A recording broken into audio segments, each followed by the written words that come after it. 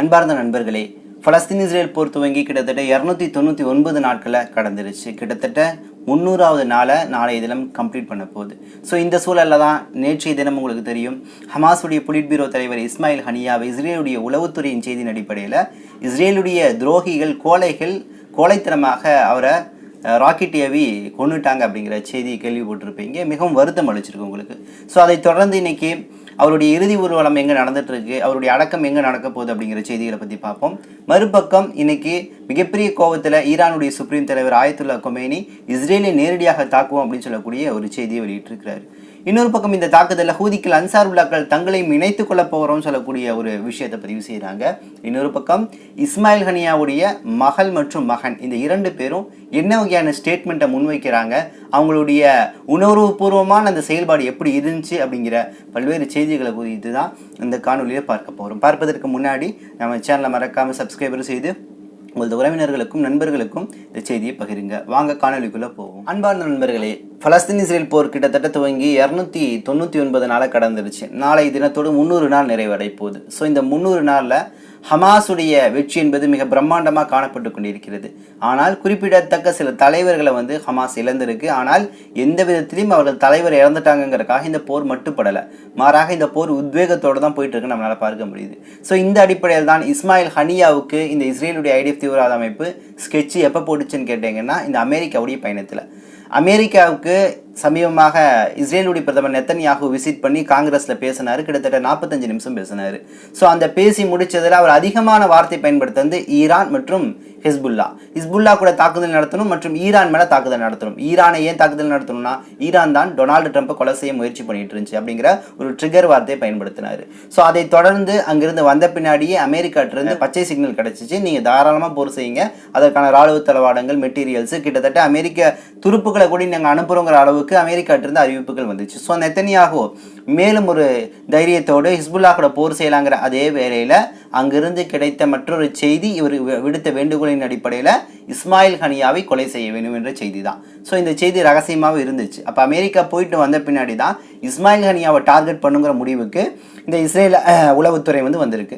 So இந்த விஷயத்தில் தான் இன்றைக்கி பல விஷயங்கள் வெளிவந்துட்டு இருக்குது. குறிப்பாக இஸ்மாயில் ஹனியா தங்கியிருந்த அந்த அறை, அவருடைய இடம் என்பது லொக்கேஷன் எப்படி தெரிஞ்சிச்சு அப்படிங்கிற பல்வேறு சந்தேகங்கள் நமக்கு எழுந்துட்டு இருந்துச்சு. ஸோ அதற்கான விடைகள் தொடர்ந்து இன்றைக்கி வந்துட்டு இருக்குது. அவர் தங்கியிருந்த அந்த அறையில் அவர் வாட்ஸ்அப் பயன்படுத்தியிருக்காருல, இதில் இஸ்ரேலுடைய உளவு பிரிவை சார்ந்த நபர்கள், மொசாதை சார்ந்த நபர்கள் ஒரு குறுஞ்செய்தி அனுப்பியிருக்கிறாங்க. ஸோ இந்த குறுஞ்செய்தி அனுப்பின பின்னாடி இவர் டச் பண்ண பின்னாடி அவருடைய லொக்கேஷன் தெரிகிற மாதிரி, அதாவது அவர் ஃபோனில் இருக்கக்கூடிய ஃபோட்டோஸ், வீடியோஸு, இன்னும் மைக்கு, கேமரா போன்ற எல்லா விஷயத்தையும் ஆக்சஸ் பண்ணுற மாதிரி ஒரு ஹேக் செய்யக்கூடிய ஒரு மென்பொருளை பயன்படுத்தி, இது முழுக்க இஸ்ரேலுடைய தயாரிப்பு, இஸ்ரேல் நிறுவனமான NOS என்று சொல்லக்கூடிய குழுவுக்கு சொந்தமான மென்பொருள். இதை லெபனானில் இருக்கக்கூடிய ஒரு பத்திரிகையாளர் இன்னைக்கு வெளியிட்டிருக்கிறார். அவர் அந்த ஃபோன் ஆய்வு செஞ்சதில் அவருக்கு கிடைத்த தகவல் இதுதான். அப்போ கிட்டத்தட்ட இந்த உளவாளிகள் சரியான முறையில் அவங்க ஸ்கெட்சு போட்டு இதை செஞ்சுருக்காங்கன்னு தெரியுது. ஸோ இந்த வாட்ஸ்அப் என்ற நிலையில் வரக்கூடிய சமயத்தில் இந்த வாட்ஸ்அப்புடைய மெட்டா நிறுவனம் இருக்குல்ல, ஸோ மெட்டா நிறுவனம் இவ்வளவு விஷயங்களை உடந்தையாக இருந்திருக்கிற மாதிரி குற்றச்சாட்டு வருது. ரஷ்யாவில் கூட மெட்டா நிறுவனம் ஒரு தீவிரவாத அமைப்பு அப்படிங்கிற மாதிரிலாம் ரஷ்ய தலைவர் புட்டின் சில கருத்துக்களை முன்னாடி காலங்களில் வச்சுருந்தார். ஸோ மெட்டா நிறுவனம் இதில் ஈடுபட்டு இருக்குது அப்படிங்கும் போதே பல நபர்களுக்கு வரக்கூடிய கேள்வி என்னன்னா, ஏன் இஸ்மாயில் ஹனியா யூதர்களுடைய கண்டுபிடிப்பாக இருக்கக்கூடிய சில விஷயங்களை தனது ஃபோனில் பயன்படுத்தணும்? தன உயிருக்கு ஆபத்து இருக்கு, அச்சுறுத்தல் இருக்கு, எப்போ வேணாலும் நம்ம இறப்போங்கிற அந்த சூழல் இருந்தால் கூட அவர் யூதர்கள் கண்டுபிடிக்கக்கூடிய சில விஷயங்களை இவ்வளவு இக்கட்டான சூழல்ல ஒரு ஹமாஸுடைய மூத்த தலைவராக இருக்கக்கூடிய இஸ்மாயில் ஹனியா எப்படி பயன்படுத்தலாம்?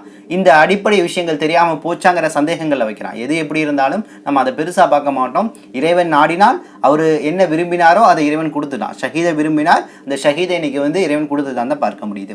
அடுத்து இஸ்மாயில் ஹனியாவுடைய மரணத்தை குறித்த 2 விஷயங்களை அவங்களுடைய மகள் மற்றும் மகன் சொல்றாங்க. மகளை பொறுத்த வரைக்கும் லத்தீஃபா இவங்க என்ன சொல்றாங்கன்னா, இன்னைக்கு ஈரான் மேல பல்வேறு அரபு நாடுகள்லாம் விமர்சனம் பண்ணிட்டு இருக்கிறாங்க. ஈரான் தான் படுகொலை செஞ்சிருச்சு, ஈரான் பிளான் பண்ணி இதை கவுத்துருச்சு, ஈரான் இஸ்மாயில் ஹனியா வேணும்னே கொலை பண்ணிருச்சுங்கிற அளவு பேசிட்டு இருக்கிறாங்க.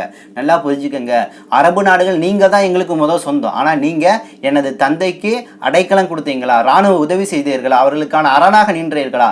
எதுவுமே செய்யாம வாயிலவுல நீங்க பேசிட்டு இருக்கிறீங்க. ஆனால் ஈரான் எங்களுக்கான எல்லா விஷயங்களும் கொடுத்துச்சு, எங்களுக்கான எல்லா சேவையும் கொடுத்துச்சு. அதனால ஈரானை பத்தி பேசுவதற்கு உங்களுக்கு தகுதி கிடையாதுங்கிற அளவுக்கு இஸ்மாயில் ஹனியாவுடைய மகள் லத்தீஃபா இன்னைக்கு கடுமையான முறையில் கண்டனம் தெரிவிச்சிருக்கிறாரு. மறுபக்கம் இன்னைக்கு இஸ்மாயில் ஹனியாவுடைய மகன், இவருடைய பேர் பார்த்தீங்கன்னா அப்துல் சலாம், இவர் என்ன சொல்றாருன்னா தனது தந்தையுடைய மரணத்தை குறித்து எப்படி சொல்றாரு பாருங்க. ஒரு முதிர்ச்சியான நிலையிலிருந்து எனது தந்தை மரணத்தை விரும்பினாரு, இதை நாங்கள் எதிர்பார்த்த ஒரு விஷயம்தான், எங்களது குழந்தைகள் குடும்பங்கள் எல்லாத்தையும் நாங்கள் இழந்திருக்கிறோம், இது எல்லாமே நாங்கள் எதிர்பார்த்த விஷயம்தான். என் தந்தை அடிக்கடி மரணத்தை எதிர்பார்த்துட்டே இருப்பாரு. இன்றைய காலை விழிச்சார் எழுந்தாருனா இன்றைய இரவுக்குள்ள இறைவன் எனக்கு ஷஹீதை கொடுக்க மாட்டானா இப்படின்னு எதிர்பார்த்துட்டு இருந்த நபர் தான் என் தந்தை. அதனால நாங்கள் கவலைப்படல, சந்தோஷப்படுறோம், பெருமைப்படுறோம். இந்த நிலத்திற்காக, இந்த மண்ணிற்காக எனது தாயும் தந்தையும் நாங்கள் இழந்திருக்கிறோம். அது நிச்சயமாக தியாகத்தின் வெளிப்பாடுதான். அவர்கள் விரும்பியதை இறைவன் கொடுத்துட்டான். இங்க இருக்கக்கூடிய குழந்தைகள், பலஸ்தீன குழந்தைகள் இறக்குறாங்கல்ல, அவங்களுடைய ரத்தத்தை விட எனது தந்தையுடைய இஸ்மாயில் ஹனியாவுடைய ரத்தம் புனிதமானது கிடையாது. எல்லாம் ஒரே தரம் தான். யாரெல்லாம் ஷஹீதை விரும்பினார்களோ எல்லாருக்கும் இறைவன் கொடுத்துட்டு இருக்கிறான். அதனால இந்த மண்ணுடைய விடுதலை கடைசி மூச்சு இருக்கும் வரை நாங்கள் போராடவும் சொல்லிட்டு இன்னைக்கு இஸ்மாயில் ஹனியாவுடைய மகனா இருக்கக்கூடிய அப்துல் சலாம் இன்னைக்கு வந்து ஒரு ஸ்டேட்மெண்ட்டை முன் வச்சிருக்காரு. அப்ப யோசிச்சு பாருங்க, எவ்வளவு முதிர்ச்சி நிலையிலிருந்து தனது தந்தை தனது குடும்பங்களுடைய அமைப்பை வந்து கட்டி எழுப்பி இருக்காங்க நம்மளால இங்க பார்க்க முடியுது.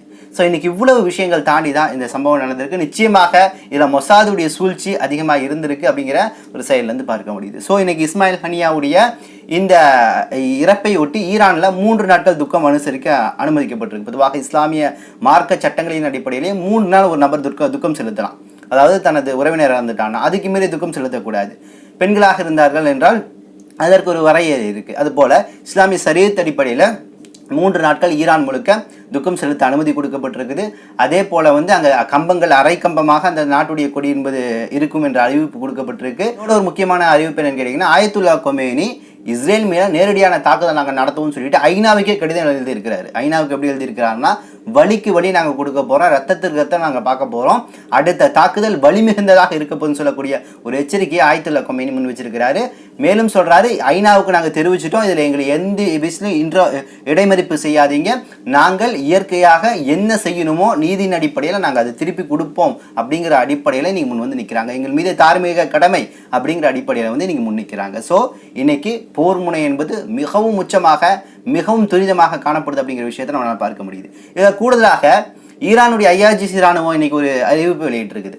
இந்த தாக்குதல்ல சவுதி அரேபியா, ஜோர்டான் மற்றும் எகிப்து, இன்னும் UAE, கத்தார் போன்ற நாடுகள் தனது வான்பாதையை ஏதாவது டிஸ்டர்ப் பண்ணி வச்சிங்க நாங்கள் தாக்குதல் நடத்தும் போது அப்படின்னா நிச்சயமாக உங்கள் மீதும் சில தாக்குதல்களை நடத்துவோங்கிற டோனில் பேசியிருக்கிறாங்க. அதாவது ஒரு எச்சரிக்கை கொடுத்துருக்காங்க, இதெல்லாம் செய்யாதீங்க, நீங்கள் வந்து எங்களுடைய ராக்கெட் வந்துச்சுன்னா இடைமறிப்பு செய்யாதீங்க அப்படிங்கிற அளவுக்கான ஒரு எச்சரிக்கை கொடுத்துருக்குறாங்க. So Saudi Arabia, Jordan already Iran இந்த ஹூதிக்கள் வீசின ராக்கெட்டில் இடைமறிப்பு செய்த நபர்கள் தான்.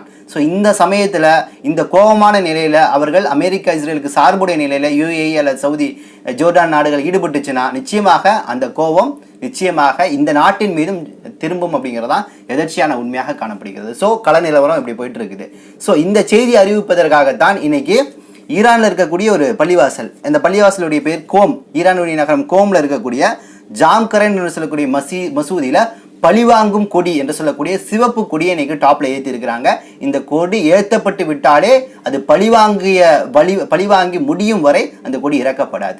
ஸோ அந்த அளவு இன்னைக்கு இந்த சிவப்பு கொடி என்பது இந்த ஜாம்கரன் மசூதியில வந்து ஏற்றப்பட்டிருக்கு அப்படிங்கிற விஷயத்தை நம்மளால பார்க்க முடியுது. அப்ப நிச்சயமாக பழிவாங்கும் செயல்பாடு என்பது உறுதியாக நடைபெற எல்லா சூழலும் இன்னைக்கு ஆயத்தமாயிட்டு பார்க்க முடியுது.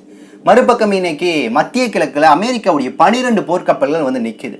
எதற்குன்னா, லெபனான்ல வந்து ஹிஸ்புல்லா கூட இஸ்ரேல் சண்டைக்கு ஆயத்தமாயிருச்சு அப்படின்னு பின்னாடி அமெரிக்கா சைடு இருந்து உதவிகள் என்பது தொடர்ந்து வர ஆரம்பிச்சிருச்சு. அமெரிக்கா வெளிரங்கமாக இந்த போர் வேணான்னு சொன்னாலும் உள்ரங்கமாக இந்த போரை நடத்துவதற்கு ஒரு யூத நாடாகவே அமெரிக்கா இருந்து இன்னைக்கு உதவி செஞ்சுட்டு இருக்குன்னு பார்க்க முடியும். அடுத்து இஸ்மாயில் ஹனியாவுடைய மரண செய்தி கிடைத்த உடனேயே ஹமாஸுடைய உடனடியான ஒரு தலைவர் வேணும் அப்படிங்கிறதுக்காக முன்னாடி அரசியல் பிரிவு தலைவராக இருந்த, அதாவது 2017 இஸ்மாயில் ஹனியா ஹமாஸுடைய அரசியல் பிரிவு தலைவராக பதவி இருக்கிறார். அந்த அரசியல் பிரிவு தலைவரில் முன்னாடி இருந்தவர் யாருன்னு கேட்டிங்கன்னா காலிது மிஷல். ஸோ காலிது மிஷல் பதவி இறங்கின அப்படின்னா இஸ்மாயில் ஹனியா பதவி ஏறுறாரு. ஏறின கையோட தான் அங்கே அவருக்கு உயிருக்கு அச்சுறுத்தலாக இருக்குது, பாதுகாப்பு இல்லைன்னு சொல்கிற அந்த ரீசனில் வந்து கத்தாருக்கு போயிடுறாரு. ஸோ கத்தாரில் தான் ஹமாஸுடைய தலைமையகம் இருக்குது. அங்கே தான் நான் சொன்ன மாதிரி இஸ்மாயில் ஹனியாவுடைய இல்லமும் இருக்குது. ஸோ அங்கேருந்து தான் அவர் செயல்பட்டு இருந்தார். ஸோ இந்த சுச்சுவேஷனில் இன்னைக்கு இஸ்மாயில் ஹனியா இறந்த பின்னாடி ஹமாஸுடைய புதிய தலைவராக மீண்டும் காலிது மிஷலே தேர்வு செய்யப்பட்டிருக்கிறார். உடனடியாக இந்த விஷயம் வந்து இன்னைக்கு வந்திருக்குது. அதே போல் இன்னைக்கு வந்து இஸ்மாயில் ஹனியாவுடைய அந்த இறுதி ஊர்வலம் ஜனாசா தொழுகை என்பது ஈரானுடைய தெஹ்ரானில் நடைபெற்றுச்சு. ஸோ இந்த தொழுகை முடிஞ்ச பின்னாடி இந்த உடல் என்பது கத்தாரில் இருக்கக்கூடிய தோஹால ஹமாஸுடைய தலைமை அலுவலகத்திற்கு பக்கத்தில் அடக்கம் செய்யப்படும் சொல்லக்கூடிய செய்தி வந்திருக்கு. இது உறுதி செய்யப்படலை.